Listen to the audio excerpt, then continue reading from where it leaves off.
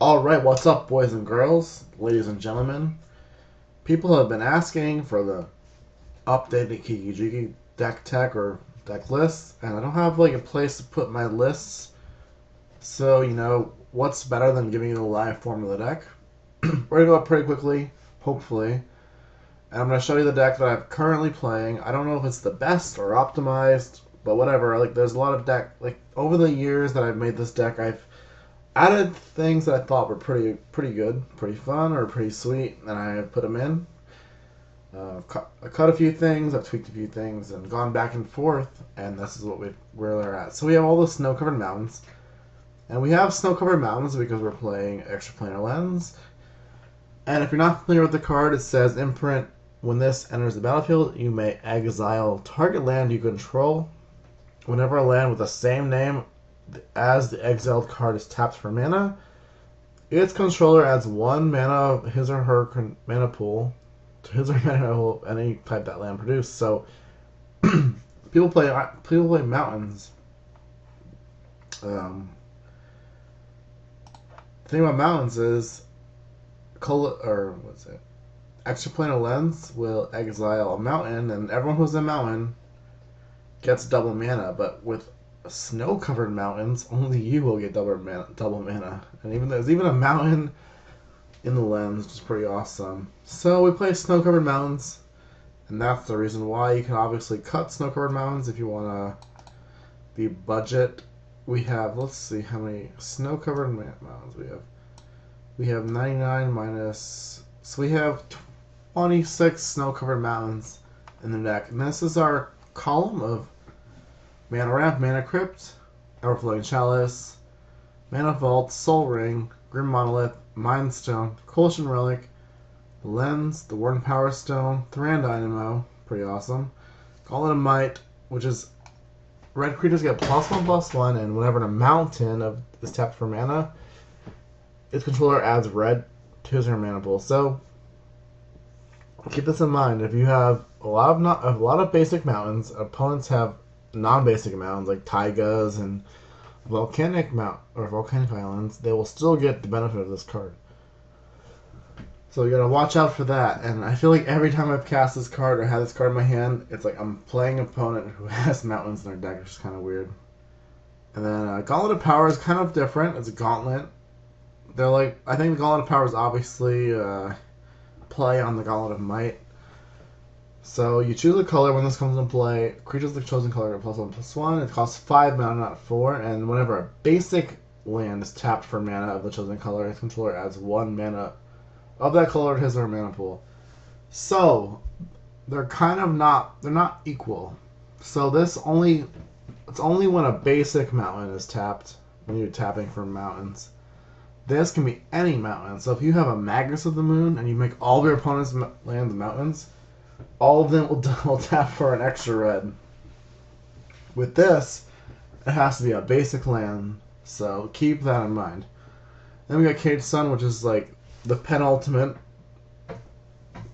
It's 6 mana. So you choose a color when it comes into play, and all those creatures get +1/+1. Whenever a land's ability adds 1 or more mana of the chosen color, add 1 additional mana. So any land that makes red gets double the red.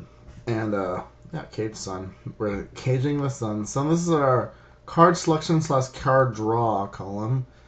Top, obviously filters or draws. Gamble, which is a tutor of sorts. You tutor for either Mana Crypt or Solemn Simulacrum or Soul Ring, typically. Depends on what's going on, but this card is pretty good, and sometimes you just discard. You discard whatever you just gambled for, and that's what the card says, gamble. And I love the old card frame because it actually has a crack going through the gamble, which is pretty awesome. Pilgrim's Eye. It's a very unassuming card, but you get a land, you can cop with Kiki-Jiki, and sometimes you keep 3 landers or 2 landers with Pilgrim's Eye, and then Pilgrim's Eye just gets you there. Wheel of Fortune. The Time Twister, which is a banned card in most formats, but you don't shuffle things back in your deck. And yeah, Wheel of Fortune, pretty awesome. This picture reminds me of the Buster Sword from Final Fantasy VII. and he's spinning it around. So there you go. Solemn Simulacrum. The best card in this deck is Solemn Simulacrum. If you Kiki-Jiki copy this card at least once or multiple times, you will win the game. This is what you want to tutor for. This is what you want to draw. You want to go like turn 1 Mountain, Soul Ring, and then turn 2 Solemn, turn 3 Kiki-Jiki, copy Solemn. I'll just win you the game. If you're playing against Kiki-Jiki deck and they have Kiki-Jiki or Solemn, and you can like remove one or the other, remove Solemn because Solemn will break you. Memory Jar, so you can tend to make a lot of mana with all the ramp things we've shown you. And Memory Jar gets you draw 7. You splurge your hand onto the whatever you've drawn with Memory Jar, and you get a lot of advantage while your opponent's tapped out. Staff of Nin.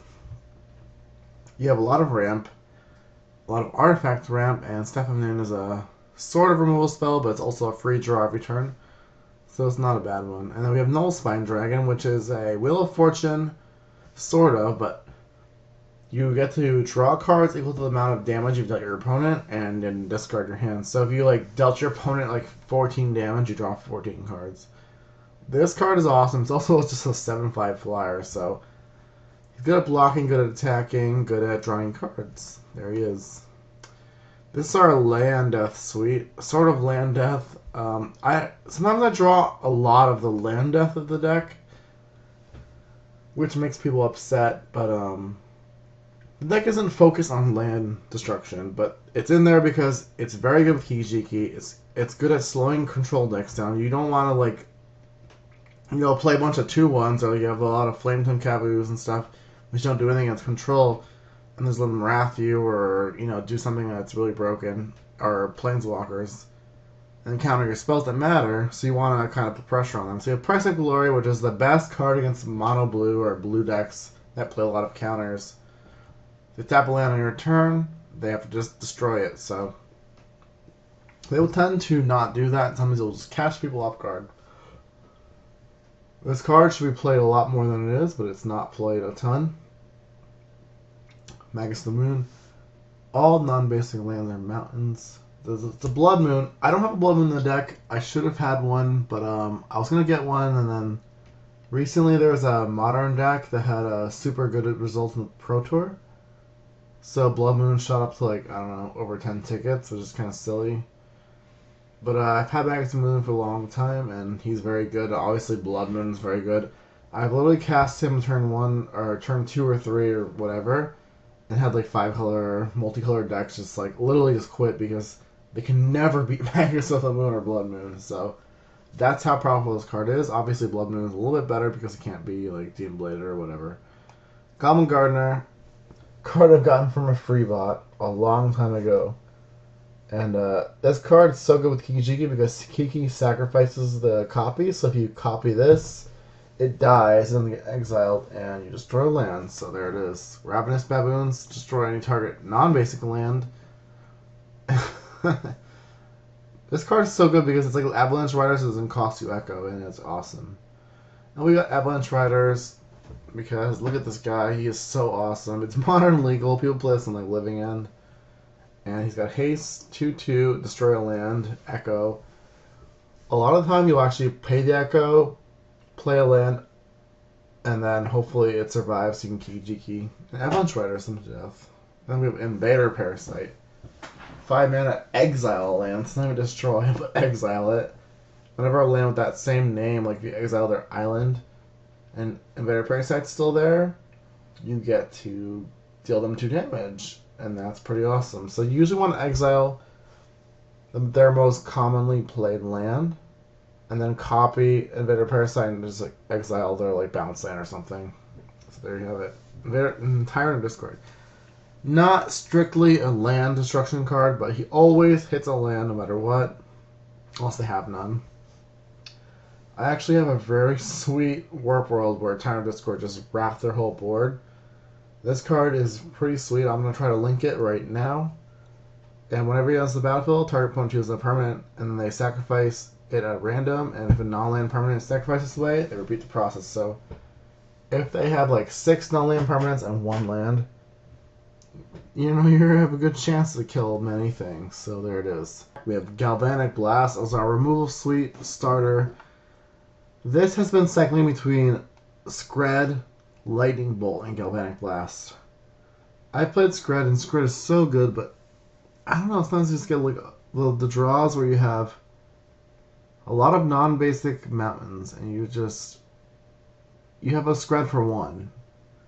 It's not what you want. So I'm just trying Galvanic Blast. I played it, sort of. It's been like a shock / better than Lightning Bolt.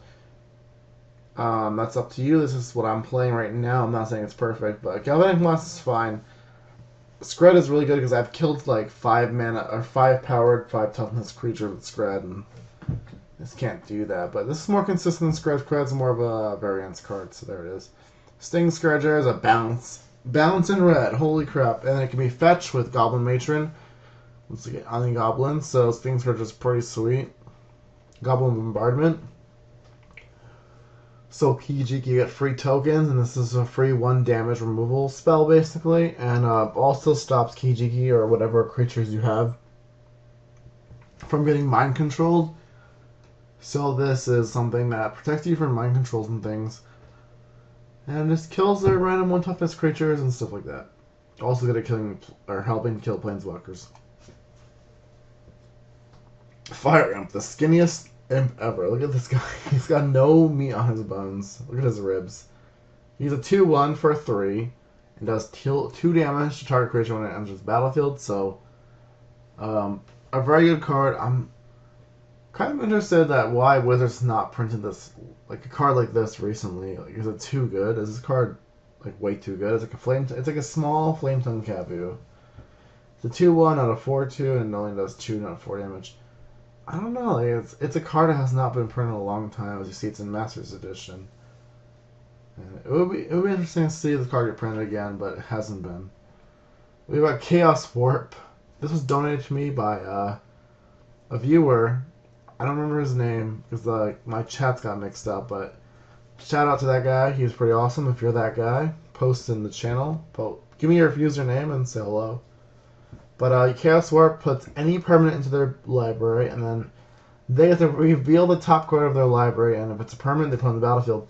There was actually a time where I was playing against a friend, and I Chaos Warped their Doran, and they literally put their Doran back into the battlefield, so that was a super blowout, and not win that game. It was pretty funny, but literally whatever you Chaos Warp can give it right back on there. Also, you can put back, like, a Terrasta, they can blow up all your things. This is a sketchy card, but it kind of signifies red, chaos, and random, and then there it is. Chaos Warp, it's an answer to enchantment spells, which is not what you have in red. Here's Flame Tongue, the 4/2, deal 4 damage. Pretty sweet card. I didn't like the Apocalypse version, so I got the Commander version because he has sweet art, so there he is. Siege Gang, he's a goblin. He gets 3 1/1 red goblins. If you have a Gauntlet of Power, Cage Center, Gauntlet of Might, he obviously makes more powerful goblins, but he always does 2 damage for 1 in a red. And he can even sacrifice Kiki-Jiki. If you have Kiki-Jiki on the battlefield and then just steal it, you can actually just sack Kiki-Jiki in response to that. And they have the Kaiser helmets. The sad thing about Siege Gang Commander is the tokens about a year ago got messed up, and they're putting the they're not the goblins with the Kaiser helmets. They're like these random goblins that kind of suck, and the tokens have been messed up.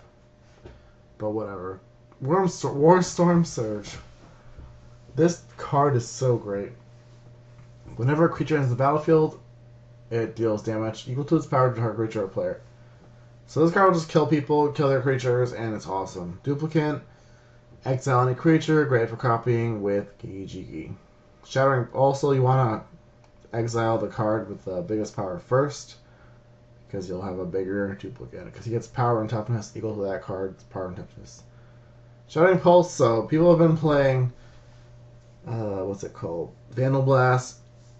Vandal Blast might be better than this. I don't know. The buyback. It's a shatter with buyback, basically. Both are good. Vision and Heretic. So this is our, like, artifact removal here. Vision and Heretic. Destroy target artifact. Deals damage to that player. equal to their artifacts converted mana cost, and we have Tuk-Tuk Scrapper. So it's it's an ally. It's a goblin, we search as Goblin Matron, we search by Imperial Recruiter, and when you have 2 of these, you get to do more damage. And we have Helm Position, which is our theft, the theft of the deck. Sacrifice a creature, which is pretty easy when you have Kiki-Jiki tokens. And you can gain control of that creature, so you can steal like their acidic slime and start acidic sliming them with Kiki-Jiki, which is pretty sweet.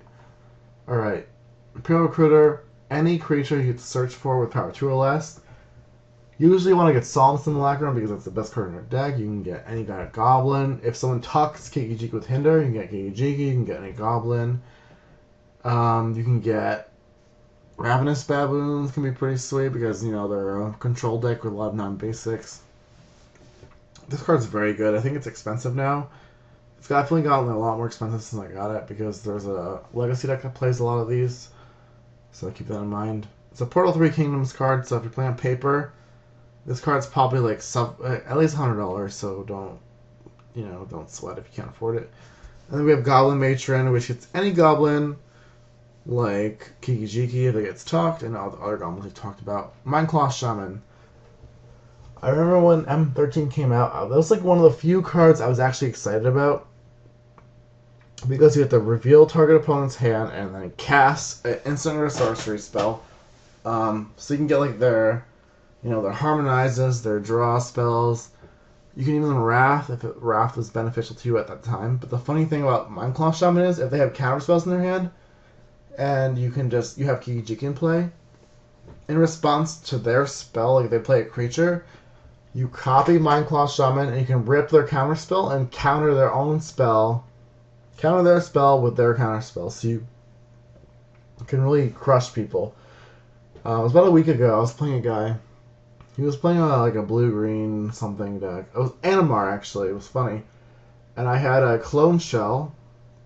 And I Clone Shelled, and I had a Mindclaw Shaman underneath Clone Shell. And I knew he had a counter spell. For some reason, I knew he had a counter spell. So, and I had a Helm of Possession. How did it work? I'm trying to think.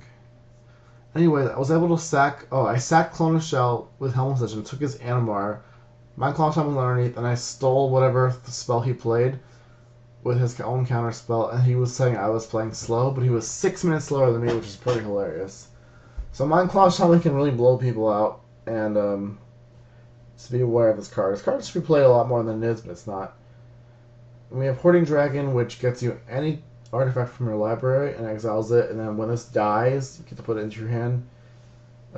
They get to see whatever you exile. Originally, when I was playing this card for a long time, I did not realize they have to just see whatever you exile, but they do.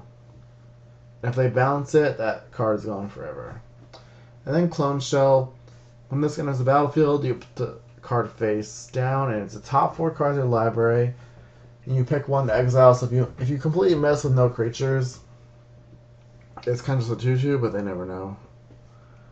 Well, here we have our Godo Bandit Warlord suite with all of the equipment. When this enters the battlefield, you have to search your library for equipment, put it on the battlefield. He's a 3/3 that gets to attack twice. So what do we got? We have Skull Clamp, Lightning Greaves, Thornbite Staff. Thornbite Staff has an infinite combo with... what's it called? Goblin Bombardment. So, Thornbite Staff, whenever a creature dies, untap the creature.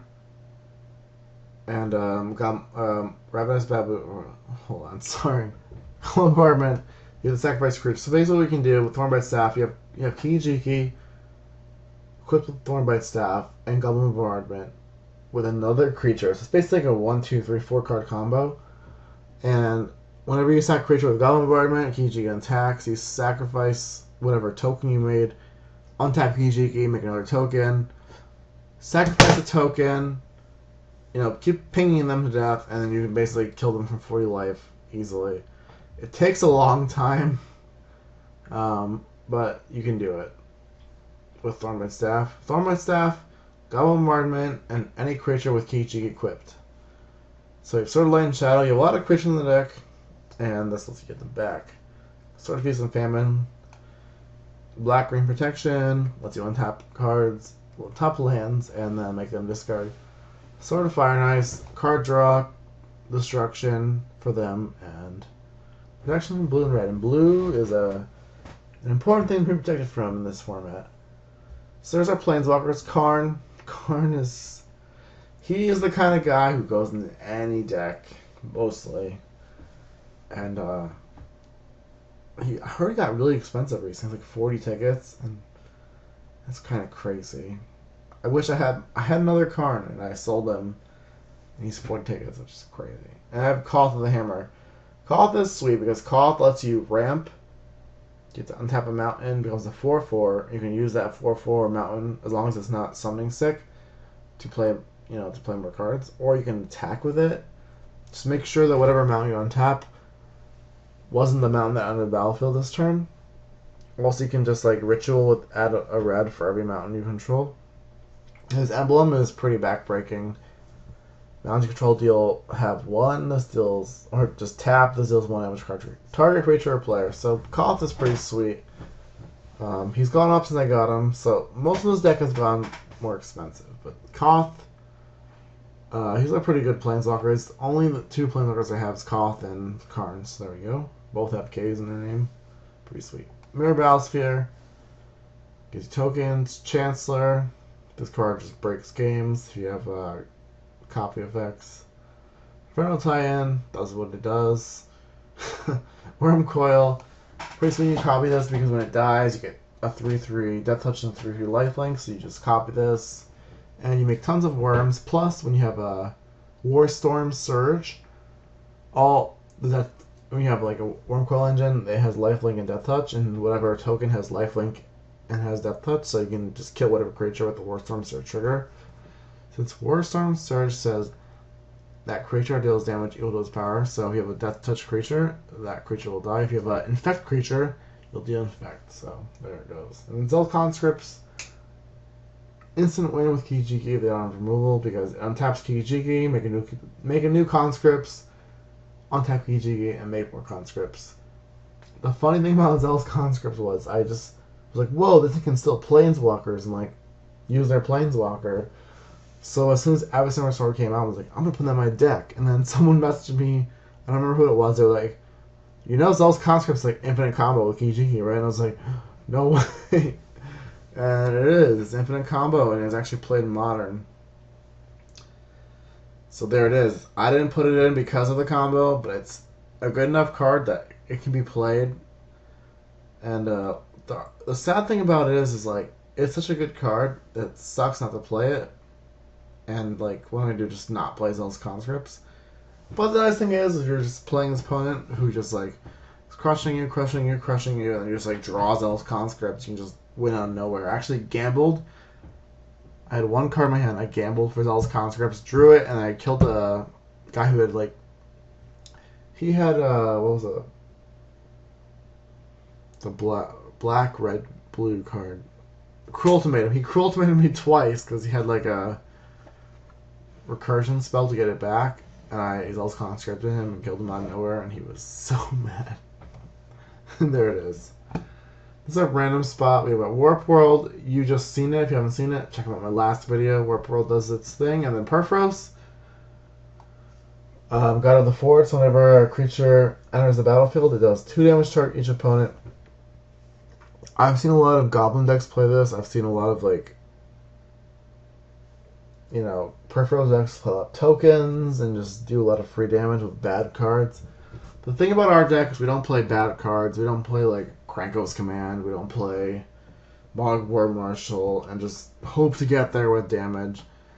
We play a lot of value spells that do something besides just put 1/1s into play. And I like that about our deck because this deck does not just bank on Perforos, doesn't bank on Norin the Wary bouncing itself constantly and dealing damage with Perforos. And that's what makes this mono red deck pretty good because it's not just banking on Kranko or Goblins just randomly entering the battlefield and breaking your opponent, because this deck can win without Kiki-Jiki. Has a lot of good spells. Also, you can get Kiki-Jiki back if it gets tucked, which is a powerful thing that I can do. So there it is. It's my rant. about Perforos, because Perforos is super insane on his own. He feels really unfair because, you know, he kills planeswalkers almost for free because you can redirect the damage. And there he is, Perforos, people's favorite card. Here's a non-basic land slot. I've spoken way too long as it is. Arid Mesa, Scalding Tarn, Wooded Hills. Those are the, hold on, I'm missing one. 1, 2, 3, 4. I'm missing, Bloodstained Mire. I just never got a Bloodstained Mire. It should be in there, but it's not. Nykthos, pretty sweet when you have a lot of red, because there's a lot of red cost. Kiki-Jiki is obviously a heavy red devotion thing. Cavern Souls, usually put on Goblin, make sure Kiki-Jiki lands. Ancient Tomb card's secretly expensive now. It used to be like really cheap, but then now it's not. Strip Mine. I have actually this is one of the food decks I don't have Crucible World in. The deck has enough land destruction that it need Crucible. Also, it's not very good with fetch lands because there aren't that many. So I don't have it in there. There's just only 3 fetch lands, so not good. Wizard Workshop. If you want to see the stats of this deck, if it'll load, look at the colors. 48.3% colorless. So obviously Wizard's Workshop is very shining, really awesome in this deck. Card's very expensive, so keep that in mind. Care Keep, put a Kobold into play. Good with Skull Clamp, good with if you have a Gauntlet of Might, Gauntlet of Power, Cage Stone, because they get power. Also, if they have power, any of Warstone Search, and they're also good chump blockers. So there it is, and you can also use Kiki-Jiki to copy your tokens and chump block with those tokens. Buried Ruin gets an artifact back, and Valakut. So Valakut with Psalm Simulacrum Kiki-Jiki gets out of hand. I've been talking for a long time. People want to see the deck.